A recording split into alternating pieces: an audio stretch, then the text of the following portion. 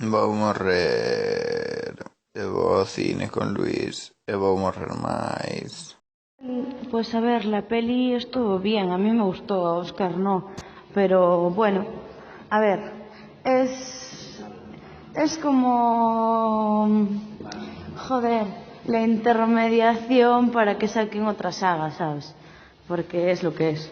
Pero bueno, a ver, que a mí me moló, pero bueno. No compensa pagar el cine, a ver, sinceramente, pero pienso. Según Oscar dice que no compensa pagar el cine, pues yo digo que volvería otra vez a verla, en Yo serio. la volvería a ver, pero en casa. Ya, bueno, pero a mí me cunde, a mí me cundió. Pero bueno, eso. Y apareció al final la cartera. ¡Viva! Bueno, ya salí, voy a coger carretera para Lugo y nada, espero que bien, que paséis una ¿Qué hace el Flash? Reyes.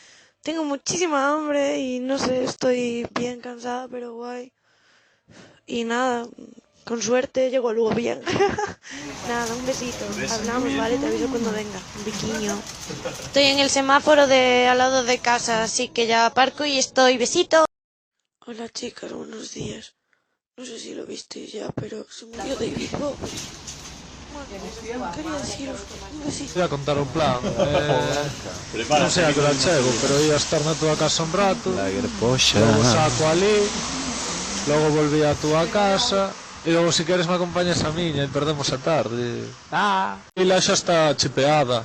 Estou quedando sin batería e Lila se está sobando. Non lle doeu nada, é moi simpática. Fixo un amiguiño e todo, un bulldog gigante. Vinte pa casa se queredes, joder. Se vindes avisade que como Lila vai dormir eu me tiro na habitación a ver algo. Se vindes encendo a estufa do salón e o poño un pouco máis habitable.